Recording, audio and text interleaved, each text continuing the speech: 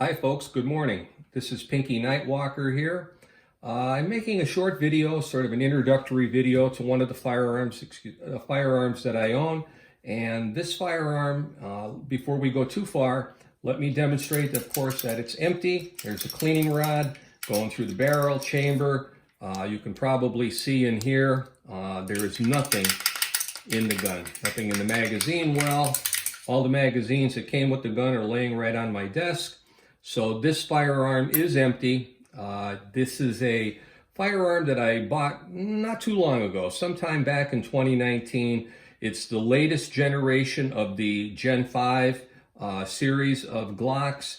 It doesn't have this little cutout here. And that's how you can identify the more recent version of the Gen 5s. I think it's like a, I don't know what you want to call it, the next release, okay? This gun came with the replaceable back straps, which give you different size grip sizes. I left them off. Actually, they're in the workshop downstairs.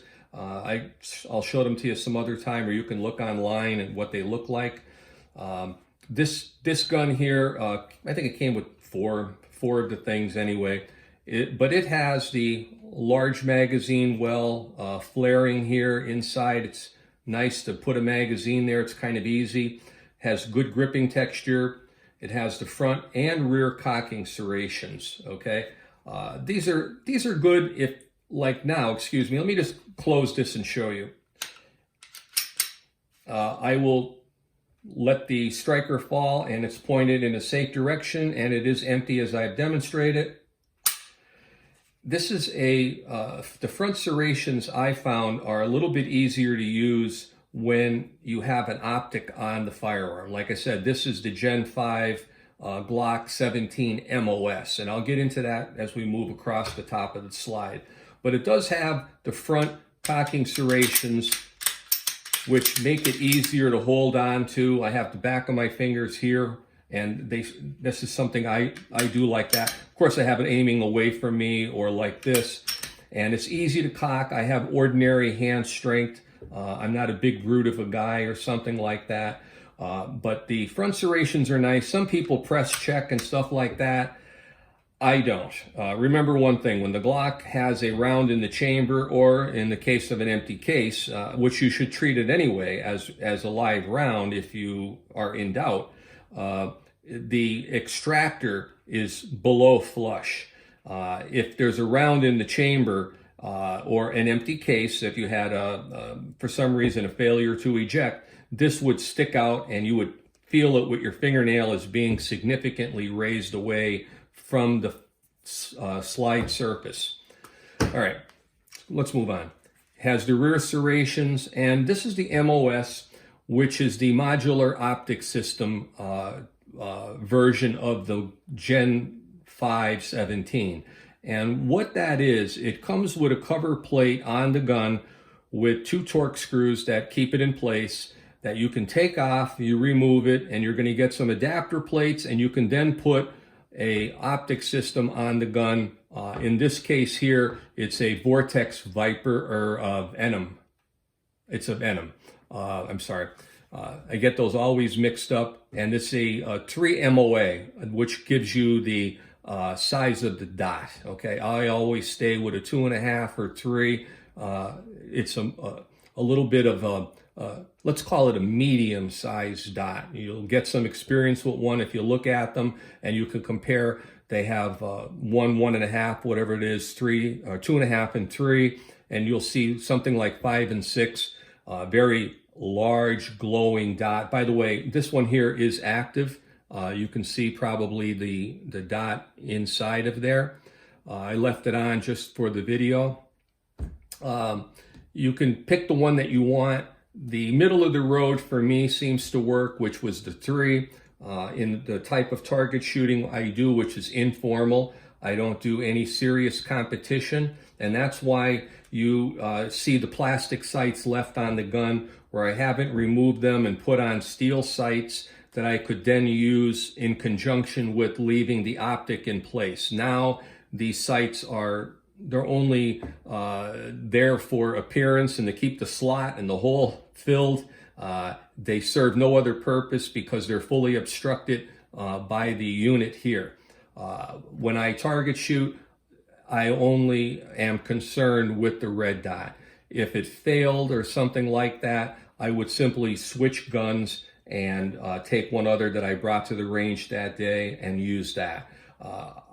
Serious target shooters will probably opt for aftermarket sights, the type that they want and that they can see through the sighting system. Okay, I find this gun very accurate. It's as accurate as all Glocks, and I have yet to fire a Glock and shoot it for any extent and find out that there's a problem with accuracy or impact to the point of aim. I hear a lot of people when they're using a Glock, they're shooting low left or something like that, and that's very typical. Seems to be a typical complaint with Glocks, and that's, I think it comes into play with the angle of the angle of the Glock handle here, which is, some people think more uncomfortable when they're shooting it. I don't have a particular problem with it. I'm used to it, but inexperienced shooters or people who don't shoot a lot will shoot low left. Don't go moving the sights. Let me tell you what, they probably are not off. If you benched a gun, put it on something steady and shot it, you would more than likely obtain better results. So it's something where you need to go through a learning curve with and some practice and shoot. All right, this is going to be a short video, so I don't want to go too much further with that kind of thing. This Glock does come standard with this type of magazine release, which you can switch out and move to the other side. You do need a little screwdriver or something like that, maybe a scriber or pick.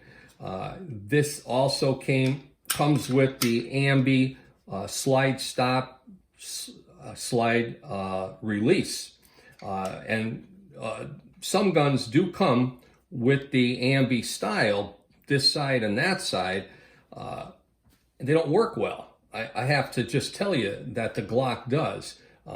This Gen 5, if I'm only an average size guy, I don't have particularly strong hands, but if I take this slide stop, slide release, press down on it with a little bit of effort, it moves forward, no trouble at all, and it goes into full battery. If you try it on the other side, and I will demonstrate this using my index finger, which generally people might think has less strength than, say, a bigger thumb. Watch this. Easy, okay? I've seen other brand guns where, people are struggling and they just can't get that to come off. Well, Glock has done a good job. They seem to work good, no trouble at all. Let's just leave that open for the show now.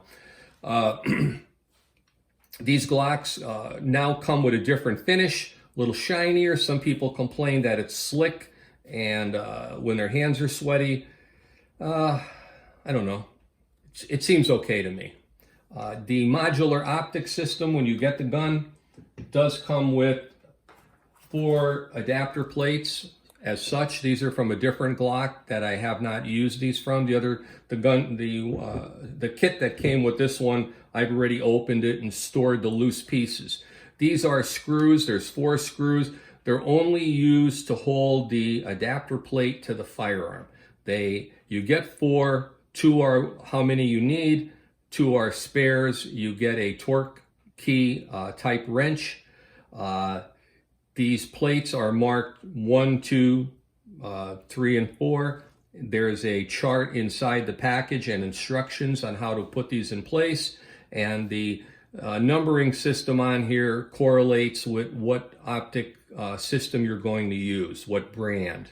The hole patterns that you would see here, the little holes, are all different. This has 4, this has 2, this has two tiny, this has 2 larger, and the distance that they are located from the mounting holes are different. That whole pattern is different. So use the correct plate And again, use the correct screws. These are not screws that come to mount both the plate and the optical device, okay? The optical device that you buy, or sight, or whatever you're going to buy, usually comes with the correct screws.